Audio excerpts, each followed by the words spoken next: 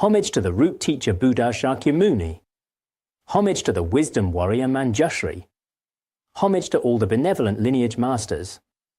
The supreme Dharma, infinitely profound and subtle, is rarely encountered even in millions of kalpa.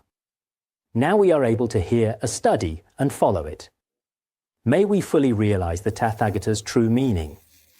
In order to liberate all sentient beings from samsara, please generate the supreme bodhicitta. Let's continue with the renowned text. The words of my perfect teacher. In the previous lesson, we discussed the vast motivation of the Sutrayana tradition, which is to hold bodhicitta in mind while listening to the Dharma. When we listen to the Dharma, we should not be careless or listen with an indifferent attitude or unwholesome mind of the mundane world. It is not permitted. We must generate a positive intention. The section on generating positive intention does not mention listening with a mind of renunciation. Why is that? Because the mind of renunciation is, as we all know, a form of motivation oriented towards one's own liberation. By listening to such teachings, I aspire to achieve liberation from the 3 realms of samsara and to become free from all shackles of afflictions, all for myself. As you can see, this kind of mindset is to be rejected in the course of studying Mahayana Buddhism. All forms of selfishness and self-interest are to be eliminated in the Mahayana tradition. Self-centeredness should not be carried out. That being said, the aspect of renunciation and the desire for liberation is not to be abandoned. It is the selfishness and self-cherishing mind must be eliminated. So in the course of our study, do we need the mind of renunciation? Yes, of course we do. But we are not only concerned with our personal liberation, with the wish to renounce samara for ourselves only. That is not the appropriate Mahayana mindset, so I really encourage everyone, in your daily life, thoroughly examine your own mind stream, your mental continuum. And ask yourself honestly, each day when you attend teachings, when you study the Dharma, what is driving you? Are you here for your own benefit? Or for the others? Or are you just sitting there, spaced out, with no real motivation or purpose at all? This is something every one of us must examine carefully. It really matters. If after a thorough examination, your motivation is purely directed towards the benefit of all sentient beings, that is genuine, unfeigned Mahayana bodhicitta. This kind of motivation is what we need, and it is exceptionally rare and precious. This is the motivation of the Mahayana. The subject of today's study is the motivation of Vajrayana, which is even more rarer than the Mahayana motivation. In general, it is already challenging for some practitioners to generate Mahayana bodhicitta within their practice, let alone the motivation of Vajrayana. This is why my heart really goes out to most practitioners. Generating this kind of motivation is profoundly difficult. For many of us, genuine Mahayana bodhicitta has not yet fully arisen in our minds. Occasionally you may feel a kind of enthusiasm or confidence in the Mahayana, but that's not quite the same as actual bodhicitta. This is probably the situation for many of us. It takes training. That is why, in teaching the words of my perfect teacher this time, I have several goals in mind. The first goal is, since many people today simply lack a solid foundation in Buddhist understanding and practice, my first objective is to help them build a firm and stable foundation in the Dharma. Also, many Dharma students have taken refuge for years and years but have not yet completed the Ngondro, the preliminary practices. That's why my second objective is this. I hope that through this opportunity, people can complete the 5 Ngondro practices within a relatively short period, perhaps 1 or 2 years.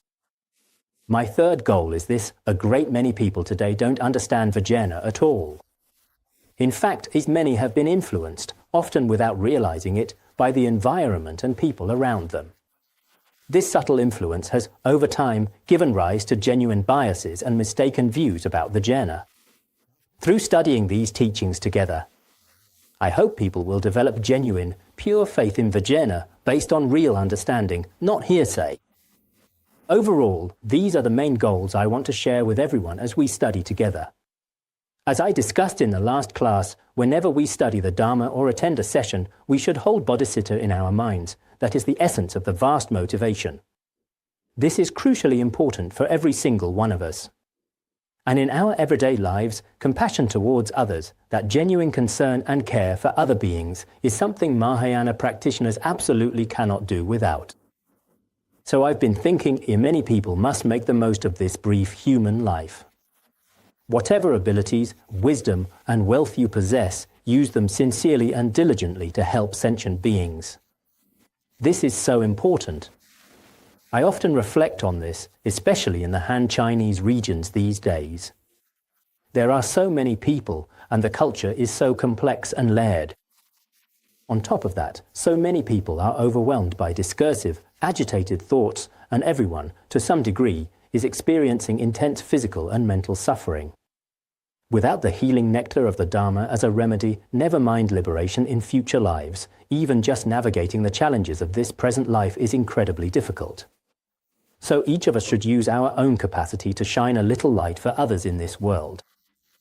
Think of it this way: even if just one person takes refuge in Buddhism, generates bodhicitta, and then lives their whole life doing good and refraining from evil, that alone is a tremendous contribution.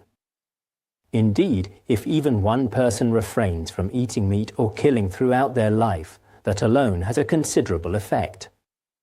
In fact, some people, for the sake of just a meal, would kill thousands upon thousands of sentient beings in a single lifetime. If we can persuade just one person to refrain from killing and to avoid eating sentient beings and their flesh through Mahayana Buddhist education, we will be able to save countless lives in this lifetime. For example, if someone lives to 60 and we meet them at 20 and urge them to become a vegetarian, for the next 40 years, that person would refrain from consuming the flesh of sentient beings. Consider how many lives could be saved in a year and in that person's lifetime. So we really should share the Dharma with others as thoroughly and diligently as we can. So in our daily lives, it's not easy. Propagating the Dharma can be both stressful and exhausting. Whether we need to record these teachings on CDs or transcribe them into written form, there's considerable pressure, especially in disseminating these teachings regularly. However, upon reflection, in this vast ocean of suffering, if even a single person can benefit from these teachings, the effort is worthwhile. Many of our fellow practitioners are still working diligently from dawn to dusk. I understand how they feel because I know what drives them. Their purpose is to bring peace and happiness to the minds of many through the nectar of Buddhist wisdom and to create a positive karmic connection that will guide them onto the path of light for lifetimes to come. This is our collective goal. Among those present, whether monastics or lay practitioners, there are likely quite a few people around you who are clearly suffering and struggling in this life. They are deeply attached to this life, to emotions and relationships, and all worldly phenomena in general. Yet, they can scarcely achieve their goals. They keep pushing through life and society with strenuous effort, which is incredibly draining. Let me share a simple example. A relative recently told me about a herdsman who worked for 2 or 3 days and earned only 70 yuan. He then borrowed some money and bought a mobile phone. After that, he spent the 70 yuan to top up his credit. I was deeply moved and thought to myself, even someone like him is desperately chasing after worldly things. He also wants to keep up with the modern times, have a phone like other young people. But it is exhausting. He would work for 3 or 4 days, which I heard was extremely exhausting. When winter comes, it gets incredibly tough, especially in Tibet. But he would work every day to earn money and then put it all into his phone. In just a few days, the credit would be gone. Maybe even sooner than that. There are so many people like this who simply don't know any better. Without the Dharma, they just follow whatever trend comes along. Everyone wants to run ahead on their own accord, at their own level. It's like an ant race. In this society, for those who don't understand Buddhism, we're not even talking about the pure perception of Vajrayana or the Mahayana view of emptiness. Those are beyond reach. You could say even the simple concepts for Buddhists, like past and future lives, karma, cause and effect, and so on. These truths are completely foreign to them. Blindly, they chase incessantly after life's promises, like travelers chasing a mirage, or like children running after rainbows. In this brief existence, they exhaust all their energy without having accomplished a single thing of true meaning or value. And in the end, they find they have accumulated nothing but a vast heap of negative karma, harmful actions whose consequences await them. What's more, they have accomplished nothing of true value in this human life. We are determined to help unconditionally. Even if we collapse along the way, we will have no regrets. The many unfortunate beings in this world, only the Dharma can ultimately save them. Only the Dharma can bring happiness to their minds. But even the Buddha cannot save everyone. Of course, we don't have that kind of expectation either. But I believe that whoever generates the bodhicitta is capable of benefiting at least some beings. Saying, "I am weak, I have no wisdom" is not helpful. As someone with little strength, I can say with confidence that there are many similar individuals like me around who, by the power of the truth of Buddhism, can also enjoy happiness. Nowadays, people often behave this way when they try a new remedy or product. If it works well for them, they immediately recommend it to others and encourage them to try it too. Similarly, we have long benefited from Buddhism. There is no doubt that Buddhism has immense benefits for humanity and all sentient beings, both in this life and in future lives. Countless sentient beings pass us by without the chance to benefit from Buddhism's wisdom. It's heart-wrenching, like watching people die of thirst right beside a vast ocean. That is exactly why, as we emphasized earlier, it's so important to approach these teachings with bodhicitta. When we listen to the Dharma, our focus should be on benefiting all sentient beings. That is to say, we must listen with a pure and altruistic mind. The power of our motivation is indeed inconceivable. The Dharma you've heard can be integrated into society. I often thought, among the disciples of Jigme Phuntsok Rinpoche, the wish-fulfilling jewel that some were very well known at the time, but later on encountered various adversities, and some passed away. Some others, who were not well known at the time, but due to their strong intentions, they have benefited countless sentient beings later. So, you may not need exceptional intelligence, nor need immense abilities or wealth. It isn't like that. With a good heart as your foundation, when the time comes and your circumstances mature, whether you're a layperson or a monastic, you will be able to benefit countless sentient beings around you. So the purpose of each individual listening to the Dharma is not to merely make verbal claims. Like someone reading from a formal document, saying, "Yes, yes, we should hold bodhicitta," that kind of empty recitation isn't enough. Dharma teachers have passed this down from generation to generation, it's true. But this must not be reduced to mere tradition or a surface-level formality. Every practitioner must have sincere, heartfelt confidence in Buddhism and the spirit to benefit all sentient beings throughout this vast world. For example, we've been studying here for decades. I do not claim to have attained any fruition. However, as an ordinary being, I have received blessings and wisdom that an ordinary being is able to receive. In particular, I have gained unshakable confidence in Buddha Shakyamuni, and my deep gratitude to my Guru is engraved in my heart. I am happy to share my experience of these with everyone. That is what I believe. As long as we continue to make effort, step by step, stage by stage, we can attain ever higher stages of realization, the fruitions of the Noble Ones. At that point, every affliction and obstacle in our mind stream will be completely severed by the power of wisdom. The qualities of that state, which will benefit sentient beings, are beyond words to describe. So for each person, as we discussed, the bodhicitta of benefiting all other beings, as we explained earlier, should be practiced by every one of us in every session of practice, in our Ngondro preliminaries, and practice exactly as Patrul Rinpoche instructed. Even if you only recite a single mantra, Om Mani Padme Hum, the mantra of Avalokiteshvara, do it with bodhicitta in your heart. For instance, when we're traveling in a car and we see a sentient being lying dead by the roadside, a dog that's been hit by a vehicle, for instance, right then we can recite the Avalokiteshvara mantra for that being. and at the end, dedicate the merit. May this virtue benefit this being. And so forth. Generating these kinds of intentions and aspirations moment by moment, these practices will gradually transform our body and mind from within, and their benefit will radiate outward to permeate society and the world. In this way, as we could say, insight and practice become fully integrated. That covers the important methods for cultivating and generating bodhicitta that we've been discussing. Today we turn to the second category, the vast skillful means motivation, the attitude of the secret mantrayana, Vajrayana. Of course, for those who already have a foundation in the Dharma and some understanding of Vajrayana, this is an extraordinarily special and powerful motivation. You must cultivate it.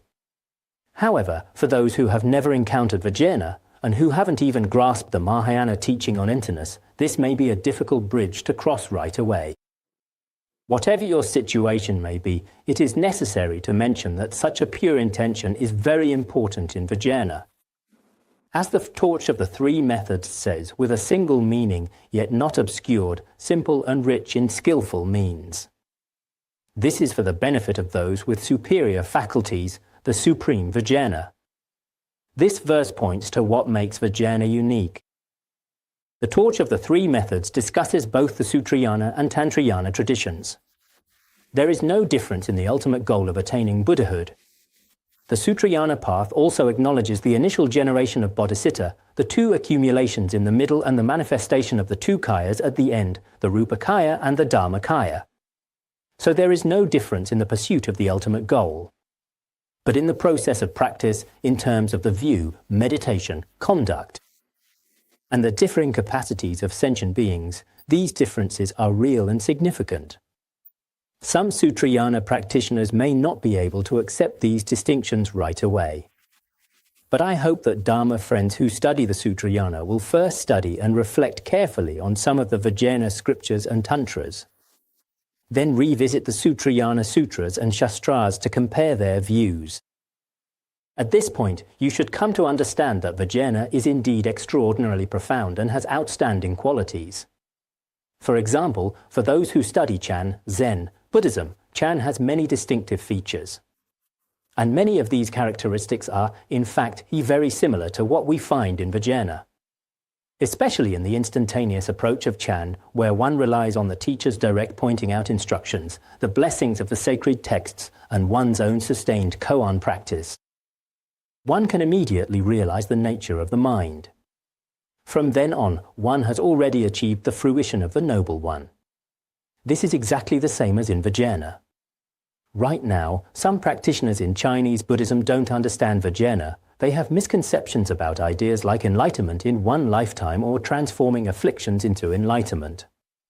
If someone is firmly opposed to Vajrayana, however, I believe they would also be opposed to numerous Zen koan cases in the Sutrayana tradition, and the ideas of instant realization and the realization of the masters. But as ordinary beings, reflecting on the differences between these traditions with discursive thoughts is quite difficult. So we have to study and contemplate first, and then we will be able to clearly distinguish the differences in their profundity. It has already been mentioned that there are four aspects in which Vajrayana surpasses the Sutrayana path. The first is not obscured, which means it has wisdom and is not ignorant. In terms of the view, indeed, Vajrayana has certain qualities that clearly surpass the Sutrayana approach.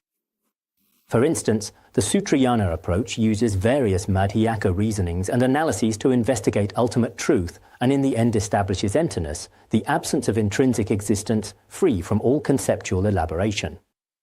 However, the Sutrayana scriptures do not clearly reveal the luminous nature of Tathagatagarbha, Buddha nature, the way Vajrayana does. In Vajrayana, this luminous Buddha nature is recognized and established precisely as it is. This is what is lacking in the Sutrayana's presentation of the ultimate view. From the conventional perspective as well, the Sutrayana does use various metaphors, illusory, dreamlike, and so forth, to point to the fact that all phenomena appear while being empty of any truly established, intrinsic essence. However, the Sutrayana does not teach, as Vajrayana clearly does, that all appearances are the very essence of the five wisdoms, that all appearances are the essence of bodhisattvas, darkas, and dakinis. This kind of establishment simply doesn't appear in the Sutrayana. That is simply absent. So, in terms of the view, there are several aspects where Vajrayana surpasses others. You could say that in establishing the view, Vajrayana surpasses all. Then in conduct, Vajrayana indeed relies on the profound instructions to instantaneously complete the entire levels and paths without having to go through a long period of ascetic practices. In Vajrayana, one can attain enlightenment within a very short period of time without having to get rid of all afflictions. For example, King Indrabhuti who, while enjoying worldly pleasures, actually attained the fruition of a noble one. This is a common scenario. In this respect, I think it is very similar to Chinese Zen Buddhism. The third characteristic is rich in skillful means, which means Vajrayana has the generation stage and completion stage. Generation stage can be divided into generation stage with elaboration and generation stage without elaboration. The completion stage has practices involving the subtle channels, winds, and vital essences known as nodhi, prana, and bindu, as well as the non-dual dzogchen and so forth. There are many unique skillful means in Vajrayana, also various pith instructions teachings from various gurus. These instructions only are discreetly shown in the Sutrayana tradition, and they appear in the related scriptures and treatises, but without any prominent indication. This is what rich in skillful means refers to the great variety of methods in practice. The fourth characteristic is in the faculties. Generally speaking, the 5 faculties of nirvana, which are the faculties of faith, diligence, mindfulness, concentration, and wisdom. Among them, the most fundamental is the faculty of faith. Once faith arises, especially faith in the Guru and in Vajrayana, one will immediately attain enlightenment and instantaneous realization. In Vajrayana, this scenario is quite common. Vajrayana thus surpasses the Sutrayana tradition in these 4 aspects. Naturally, for some practitioners who are relatively new to the study of Vajrayana or who have studied the Sutrayana tradition for a considerable amount of time, they may not be very familiar with the Vajrayana notions. They might find it challenging to accept at first. I have also come across many Dharma masters who do not agree with this point of view. They ought to give a reason if they disagree with it, but they haven't given any solid reasons that I find convincing yet. In fact, this is understandable because there is a process involved. In order to fully comprehend some of the profound implications in Sutrayana scriptures, it's essential to get some help from the pith instructions of Vajrayana, the concealed meanings of scriptures such as the Avatamsaka Sutra, the Lotus Sutra can be revealed and fully explained in Vajrayana. So if someone only has proficiency in the Sutrayana tradition, it is not possible for them to explain Vajrayana. On the other hand, if one is proficient in Vajrayana, then one certainly can explain Sutrayana clearly. So for everyone here, if you don't understand Vajrayana yourself, you can get in touch with some Dharma teachers who are well versed in the Vajrayana teachings. Do not casually slander, exclude, or abandon Vajrayana teachings just because you don't understand. Doing so will only create terrible karma for yourself. In fact, we are saying this not just because we are Vajrayana practitioners, nor just to attract people to propagate it. Not at all. We should be fair and unbiased. This is my take on the matter. Whether we are communicating with others or dealing with a problem, the only principle in the world is fairness. Of course, when I handle things, some people might think that he is biased against this or that, and many people may have their own opinions, but that is not important. In all honesty, I act according to my conscience, and I can honestly say my conscience is clear. This is really crucial. I've studied Tibetan and Vajrayana Buddhism. After many years of study and reflection, I think I now have a good understanding of the Vajrayana teachings. The other day I made a joke with a Dharma friend. I said, I don't have a PhD, but I'd say I have PhD level knowledge. He asked why. Because worldly learning is easy. I went from primary, middle and high school to the teacher's college. I didn't go to university. However, I found these courses to be fairly simple. It would not be difficult for me to obtain a master's degree and a PhD if I could continue with my studies. I've seen that others who studied alongside me have already earned PhDs, so I don't think it would have been beyond me either. We have studied diligently and with great focus for so long. One of my teachers commented, "When you were at the teachers' college, you were very diligent in your studies. I wonder how you have been since you became a monk," he then asked. In fact, I wasn't very diligent at all back then. I was distracted by doing a lot of pointless things. I feel quite embarrassed about it, but after I became a monk, I made the most of my time and focused intensely on my studies. In addition, I believe that having spent over 20 years as a monk, most of my time has been dedicated to Dharma study. Especially, about half of that period was dedicated to studying Vajrayana. Throughout this long process of study and reflection, my faith in the wisdom of Vajrayana has grown deeper and deeper. So when some outsider who hasn't studied comes to tell us about Vajrayana, such a person doesn't necessarily have great wisdom. And even if they're intelligent, they haven't studied it for as long as we have. We need to stand on a completely fair and impartial ground, not siding with Tibetan Buddhism, not siding with Vajrayana, but standing firmly on the side of correct reasoning and truth. Based on my many years of research, study, and careful judgment, I have come to my own conclusions. I've come to understand that to really master Buddhism, the best approach is to first gain an overall understanding of the Vajrayana teachings. Of course, fully comprehending Vajrayana is very difficult for ordinary beings. All we can do is keep exerting effort. We can't be certain what the future holds for us. But overall, I believe everyone here will come to understand the profundity of Vajrayana. At that point, you'll discover that certain Sutrayana scriptures actually share an identical view with Vajrayana. They are actually inseparable. Vajrayana, however, it contains numerous extraordinary pith instructions and capacities that are undeniable. If you are the kind of person that would blindly reject what is directly evident, then of course, there's nothing more to be said. These are direct, immediate realities. If you don't acknowledge them, what can we say? My Dharma friends, when we speak of Vajrayana's extraordinary qualities, please don't think this is merely a Tibetan Buddhist perspective. It's not just empty words or rhetoric. These words are firmly grounded in truth and reality. They accord perfectly with the correct view. If you refuse to acknowledge the truth, then nothing can be done. Arguing with such a person won't get anywhere. So here it says, this Vajrayana, this diamond vehicle, not only are there many entry points into the path, but also the skillful means for gathering the two accumulations of merit and wisdom are inexhaustible. For example, just take the 7-branch offering. When explained according to Vajrayana pith instructions, there are so many ways to practice it, and each one is extremely rich and profound. There is also Guru Yoga, the generation stage, the completion stage.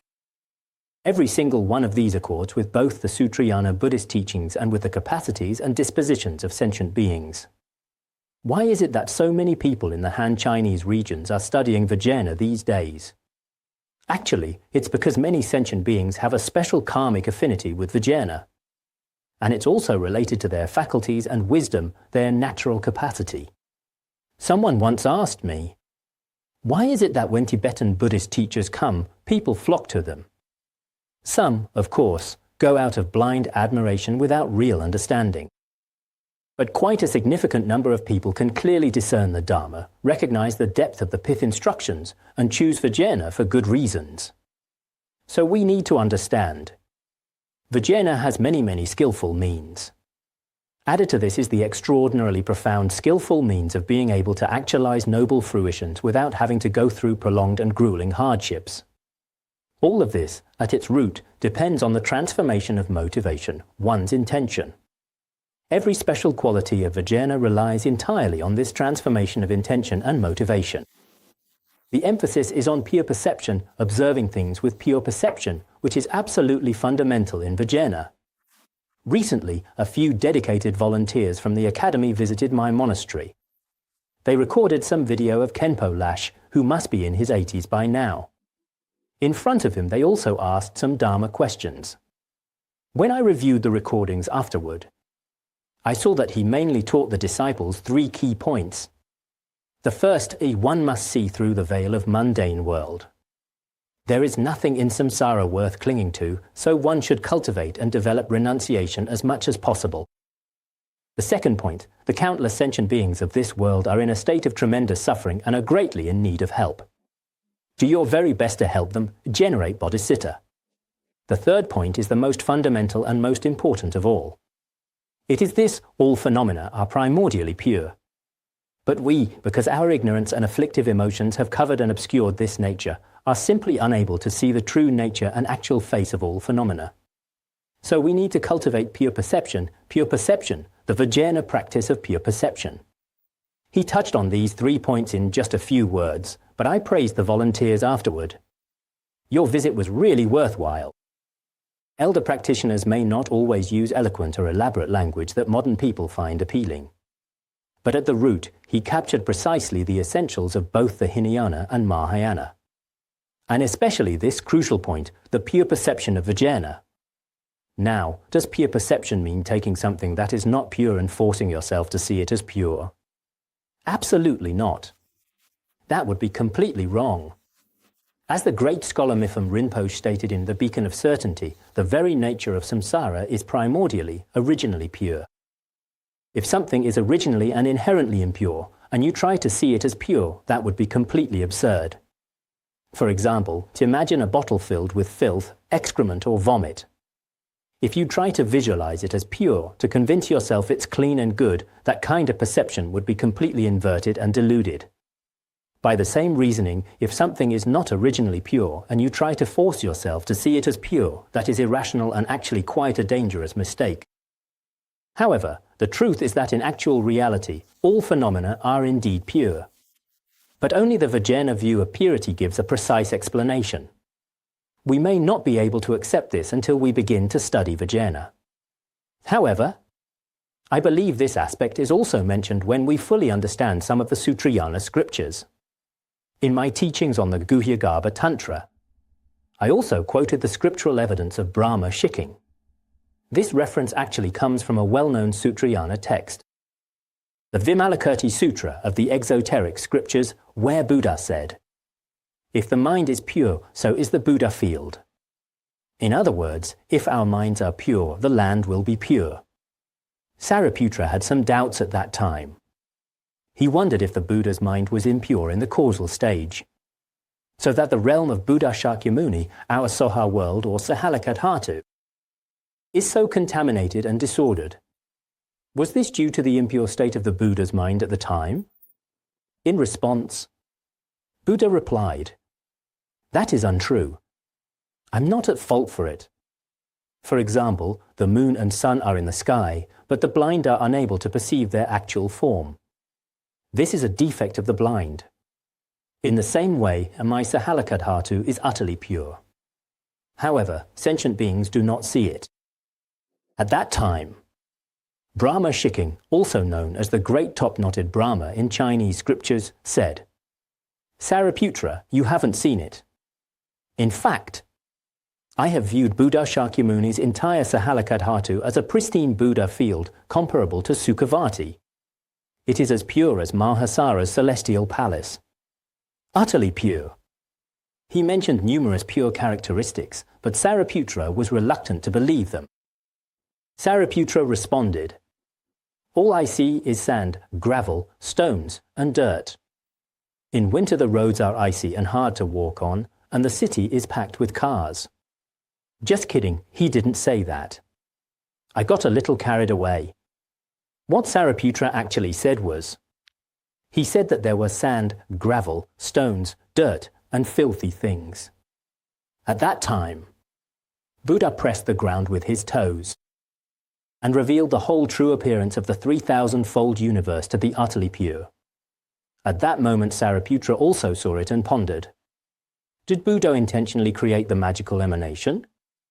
Then the Buddha replied, "They were originally pure in this way, except that you don't see it yourself. For example, for the gods, due to their various faculties, because of their different merits, each god gets a different taste from the same food, even though the food is identical. Although Buddha's entire Sahalakadhatu is utterly pure, sentient beings cannot actually perceive it. If sentient beings' minds are not purified, they cannot perceive the genuine pure appearance.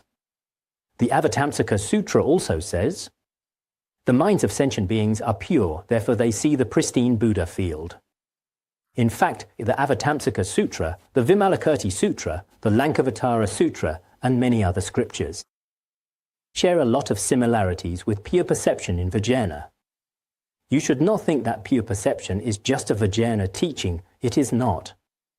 If you really study these scriptures as they are translated in Chinese Buddhism and do some research, you will find numerous teachings on pure perception. Perhaps many Dharma teachers would not be able to use the Sutrayana's own pith instructions to explain this pure perception. If you don't believe it, you can also get in touch with some Dharma teachers who have never studied Vajrayana before and ask them to explain the Avatamsaka Sutra or the Vimalakirti Sutra, and see what they explained and how they explained it. So I think practitioners of various traditions should learn from each other in harmony in order to fully understand Buddha Shakyamuni's ultimate intent. So here, transforming your intention is very important.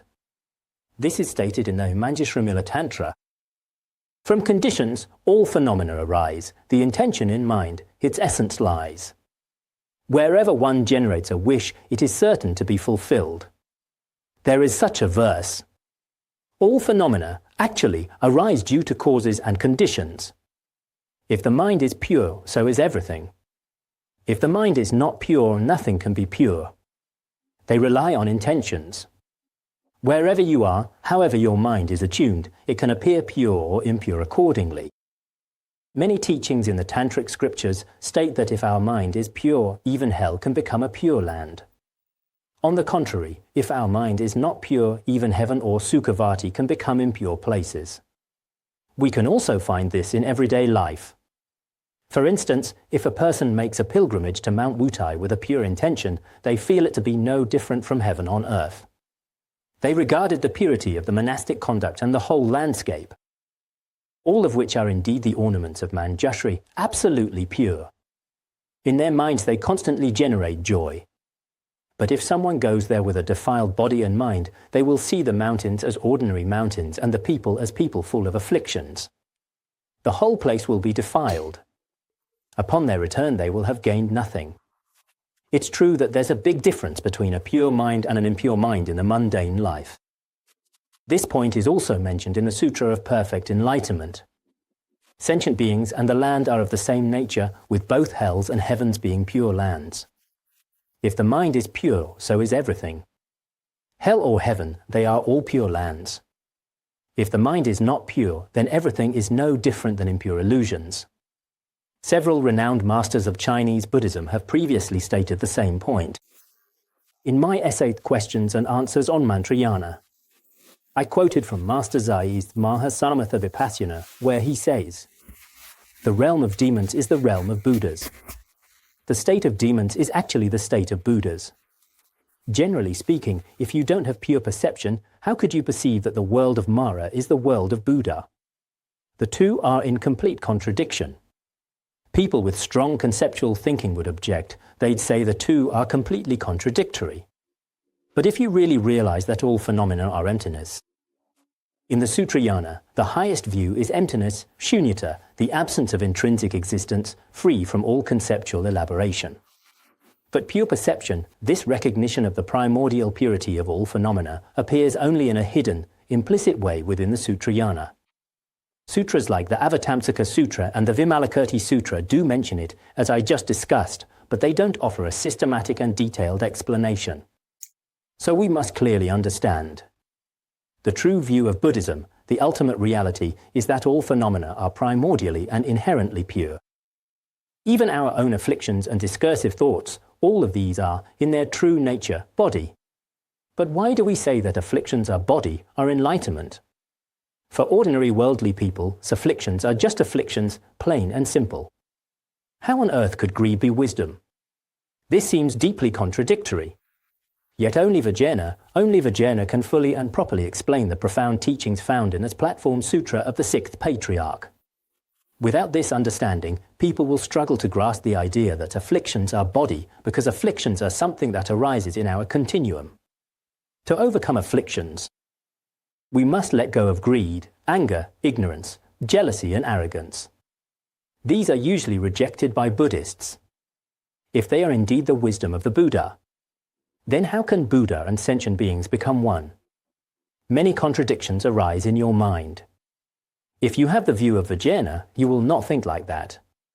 So first of all, we need to understand how to tune our intentions. Actually, whatever we are seeing and hearing now is a play or manifestation of a pure Buddha field.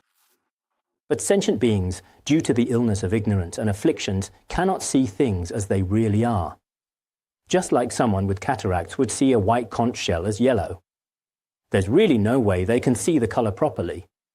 If we rely on the teachings of a genuine spiritual guide, listen to the teachings with pure perception and practice applying pure perception in all our conduct, then the view of Vajrayana will naturally arise in our continuum. So regarding Vajrayana's view, those who study the Sutrayana must absolutely not think it's a teaching completely separate from Sutrayana.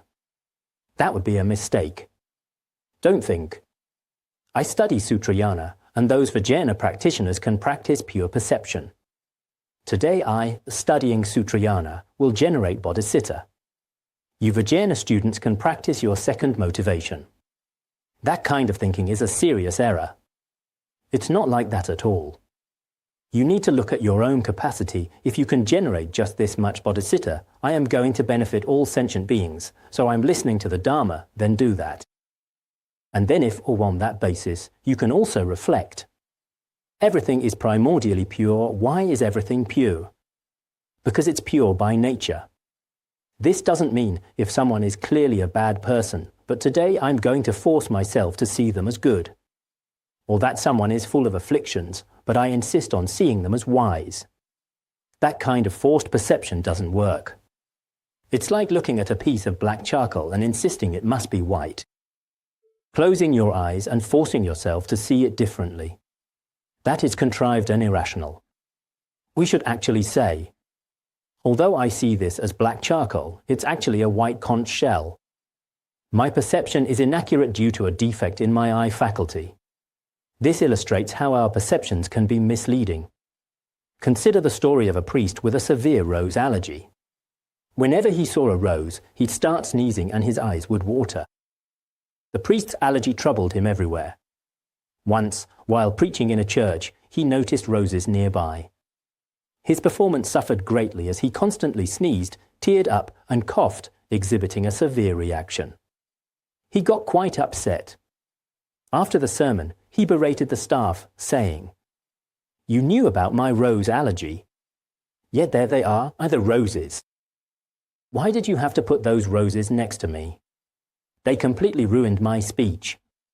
The staff replied, "I knew you are allergic to real roses, but this time we used fake ones, the plastic ones. How could you react to that?" But in fact it happened because the priest believed they were real roses. His psychological reaction caused a real reaction. So our misconceptions work both ways, and even with fake things, if you believe them to be real, they have a real effect on you. Conventionally speaking, this is indeed true. But beyond convention, in ultimate reality, all phenomena are primordially pure. Not a single phenomenon is impure. The Guhyagarbha Tantra and many Vajrayana teachings offer extensive and rigorous logical proofs for this. Just like worldly reasoning, it can be established through sound logic. Through that reasoning, everything we see in the world, all phenomena without exception, even the thoughts we consider impure, greed, anger, are fundamentally pure in their nature. As Longchenpa, the omniscient dry mouncer, clearly stated, "The very nature of desire is wisdom." This is a deeply profound statement about the true nature of phenomena. So in the course of our practice, and especially when generating our motivation, we should apply pure perception as much as we possibly can. The text says, when receiving the Dharma, we must not perceive the teacher and the place of teaching as ordinary and impure appearances. Instead, perceive the place of teaching and the guru and all associated elements as described below, as completely pure. We should also perceive our fellow Dharma practitioners as completely pure. This purity is inherent, not imposed. It's crucial to distinguish this from forcibly seeing impure things as pure. Rather, it's recognizing the fundamental purity that already exists. This approach transforms our entire experience of the teachings, from the environment to the teacher and our fellow students. With this understanding, we should apply pure perception, clearly incorporating the 5 perfections and maintaining full attention. In fact, the 5 perfections, or 5 completions, of Vajrayana are rather like the elements we learned in essay and story writing. They involve a person, a time, a place, and so on, the who, the when, the where. The essentials. It's basically the same as what we learn to cover when writing compositions in school. The specific way to apply pure perception is as follows. Some pith instructions say, when listening to any Dharma teaching, visualize the location as Deer Park in Varanasi, India, the famous place where Buddha Shakyamuni first turned the Dharma wheel. Visualize the teacher as Buddha Shakyamuni himself. Visualize the listening retinue, including yourself, as the 5 bhikshus and 80,000 celestial beings. As for the time, some gurus say to visualize it as the period of 49 days after Buddha Shakyamuni's enlightenment. Alternatively, visualize the teaching place as Vulture Peak in India, with Buddha Shakyamuni as the guru. Visualize the audience composed of various disciples. Sariputra and Mahamodgalyana, along with 5,000 bhikshus. Also present are Mahaprajapati Gautami and 500 bhikshunis. Include lay followers in your visualization, such as Anathapindika and Murgamata, along with countless sentient beings listening together. The time of listening can be visualized as within the 12 years when Buddha was teaching, and the teachings given are the Prajnaparamita teachings. You can think in this way. Or you can visualize the place where the teachings are given as the God realm, the human realm, or Vaishali and Rajagriha, and so on, among uncertain places. Visualize the Guru as Buddha Shakyamuni, and the teachings given as the 3rd turning of the wheel of Dharma. The time is visualized as the period covering all 32 years of Buddha Shakyamuni's teaching activity. The retinue consists of both common and uncommon disciples, Nagas, Yakshas, and immeasurable sentient beings without limit. That is how you visualize. Or, following the Vajrayana approach, visualize the place of teaching as the Akanistha palace of perfect Dharma, that realm completely beyond conceptual elaboration and beyond the reach of words, where all phenomena are inherently pure by nature. The Guru who transmits the Dharma is the perfect master, Samantabhadra, the Dharmakaya. Who is the instantaneous, self-arisen and realized Samantabhadra? Actually, visualizing our Guru as one with Samantabhadra is also appropriate. As stated in the Tantras, the Vajra masters who expound the meaning of the Tantras are really my complete teachings. That is, those who impart the Vajrayana Tantras, their mind and wisdom are no different at all from the Vajra speech of all Buddhas and Bodhisattvas. And those who can expound such profound Vajrayana teachings have already completed all the empowerments and teachings.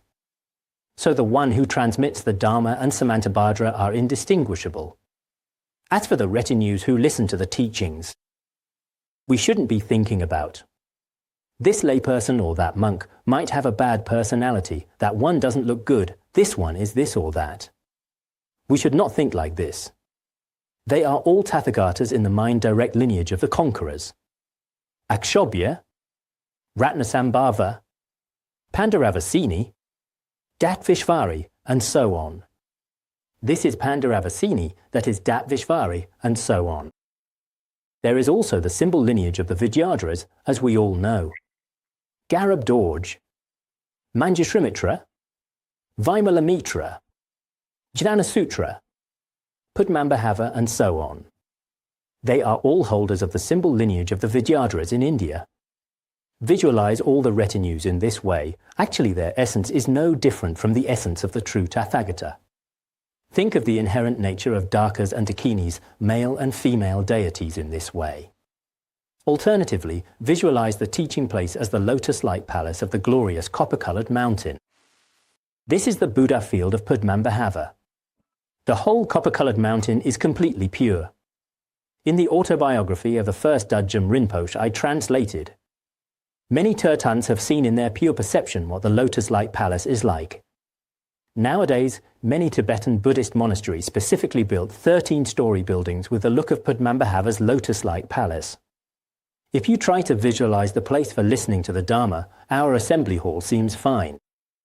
For some lay people, it may be a bit hard to visualize your home as the lotus-like palace.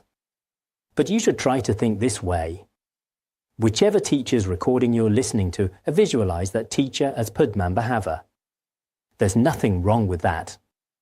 And visualize your surroundings as the lotus-like palace. Eventually, many of you might even start calling your home the lotus-like palace. You can practice this way. Once, the disciple put a question to Jetsun Milarepa. Who are you the manifestation of? In response, Milarepa said, Who am I the manifestation of? I have no idea myself, even if I were an embodiment of a sentient being from the 3 lower realms. If you supplicate me and consider me to be Vajradhara, you will also receive the Vajradhara's blessings. When Karma Chagmi Rinpoche was teaching Guru Yoga, he also said, You must remember Milarepa's words. Here, the person who transmits the Dharma to you, maybe he was in hell or the hungry ghost realm in his previous existence. However, if he now teaches you the Dharma, should you consider him to be Samantabhadra? Guru Padmanabhava, or as any other deity, you will receive the same blessings. This is quite straightforward. A few days ago, some people asked, My guru is from the Jonang tradition, or my guru is a Han Chinese monk. Or when practicing Guru Yoga, can I visualize my guru as Padmanabhava or someone else? This should be acceptable as long as you have faith in them. You may visualize your root guru, who has benefited you the most in Dharma as Samantabhadra, as a deity, and then supplicate them. It should be fine. You may visualize in this way, according to Karma Chagmi Rinpoche and the biography of Milarepa in Tibetan Buddhism. However, we should not think that. For a great accomplished master like Jigme Phuntsok Rinpoche, a renowned Mahasiddha, it is perfectly fine to visualize him as Guru Padmanabhava. However, to visualize a junior Dharma teacher in our class as Guru Padmanabhava might not be appropriate. I cannot do that. In fact, as ordinary beings, if you have strong discursive thoughts, even if Padmanabhava himself appears in front of you, you might not be able to have pure perception. So here you have to visualize this way when you receive teachings. Visualize the retinue of listeners as the 8 great Vidyadharas, such as Vimalakirti, Hankara, Manjushrimitra, Nagarjuna, and others among the 8 great Vidyadharas, as well as the 25 kings and ministers. You should also visualize them as the essence of the Dakas and Dakinis. The 25 kings and ministers were the 25 great realized disciples of Padmanabhava, such as King Trisong Detsen, Vairotsana, and so on. They have all attained enlightenment and the fruition of realization. This is one way of visualizing. You can visualize the perfect abode as the Eastern Buddha field. Manifest joy. The perfect guru as Buddha Vajrasattva, the perfect retinue as the Tathagatas of the Vajra family, and as the essence of the Dakas and Dakinis. Or according to each person's faith, one who has strong faith in Sukhavati, then they can visualize the guru imparting the Dharma as Buddha Amitabha, and her entire retinue as the retinue of the Lotus family. As I mentioned earlier, if some have faith in Buddha Shakyamuni, if some have faith in Padmanabhava of Vajrayana tradition, or if some here have confidence in Maitreya or other Buddhas, one can also see them with pure perception and visualizes realized beings in the world as the guru. So visualize in this way. Then the blessings in your continuum will surely be perfected. You can also visualize the perfect abode as Sukhavati, the perfect guru as Buddha Amitabha, the perfect retinue as the retinue of the Lotus family and as the essence of the Dakas and Dakinis, the male and female deities. Many who practice the aspiration for Sukhavati can apply it in this way. Actually, the Lankavatara Sutra too mentioned, the minds of sentient beings are in nirvana and their nature is always pure. If the minds of sentient beings are always pure or in nirvana, then the nature of all phenomena should be pure. For this reason, you cannot think that the ultimate Buddha Amitabha resides in a distant location. You should not think like that. The retinue and our current surroundings are no different from Sukhavati. Whichever of these methods of clear visualization you use, the perfect Dharma, the Dharma completeness, is always Mahayana Dharma. As for the perfect time, which wasn't explicitly mentioned in those last few visualization options, it refers to the ever-present, unceasing wheel of the Dharma. This ever-evolving or perpetually present wheel of eternity means it is uninterrupted, without end. Now, for those who haven't studied Vajrayana, some of these terms and expressions may be unfamiliar. Not to mention the Vajrayana Tantras, even in the Sutrayana tradition there are things that are difficult to comprehend. Just as in the Lotus Sutra, there is a verse that states, "For the sake of sentient beings, I skillfully manifest parinirvana." So Buddha Shakyamuni skillfully manifests parinirvana for the sake of sentient beings. But the following verse says, "I have not actually passed into parinirvana in reality, thus I continuously abide and teach Dharma." This verse may be rather tough for many in the Sutrayana tradition to explain. Why is that? Because while it appears that Buddha Shakyamuni has passed into parinirvana, as was said earlier, he also stated, "In reality, I have not passed into parinirvana." Why not? Because he constantly abides in this world, turning the wheel of Dharma for the benefit of beings without ceasing. In Tibetan, we say, "The Buddha has not entered parinirvana, the true Dharma has not vanished." This is also clearly stated in the Lotus Sutra. When our precious Guru Jigme Phuntsok Rinpoche visited Vulture Peak in India, he cited the words of the 6th Dalai Lama at that sacred site. According to the 6th Dalai Lama's pure perception, he saw that the entire Vulture Peak was piled with heaps of Dharma treasures. He said, "Although the Buddha appears to have entered parinirvana, in reality he has not done so. This is because, as the saying goes, the Buddha has not entered parinirvana, the true Dharma has not disappeared." Now, from the ordinary Sutrayana perspective, it appears that Buddha Shakyamuni's Dharma will decline and disappear as we enter the degenerate age. But from the standpoint of Vajrayana's ultimate truth and true nature, in actual reality the Dharma cannot be extinguished, it is indestructible. This principle, which can only be fully explained within Vajrayana, is precisely why Vajrayana can be called true Mahayana Dharma. The continuity of Mahayana Dharma, that unceasing, uninterrupted wheel, continues without end. It is not the case that once a guru has passed into nirvana, his Dharma transmission simply ceases and is gone forever. From the ordinary Sutrayana perspective, one might think our precious guru, Jigme Phuntsok Rinpoche, has already passed away, and so his transmission of the Dharma is finished. But from Vajrayana's perspective, his Dharma transmission is unceasing, it continues without interruption. After Buddha Shakyamuni's final display of passing into parinirvana, the Dharma is said to gradually disappear over 5,000 years. But in ultimate reality, he is continuously and unceasingly turning the Dharma wheel. This kind of understanding can only come from Vajrayana. I hope everyone will contemplate these teachings carefully as you listen. This is a rare and precious opportunity. Although I haven't formally given you empowerments or transmissions, many of you should feel glad about what you're learning. In some places, because many people haven't received the empowerments. I probably shouldn't be teaching some of these things. But because of my years of study, sometimes a little leaks out here, a little there, and perhaps I've explained some things that strictly speaking I shouldn't have, but it stems from all these years of deep study of these teachings. Anyways, I have not talked about any particular advanced practices. I hope everyone understands the profundity of Vajrayana. This is the most essential. All right, let's stop here for today.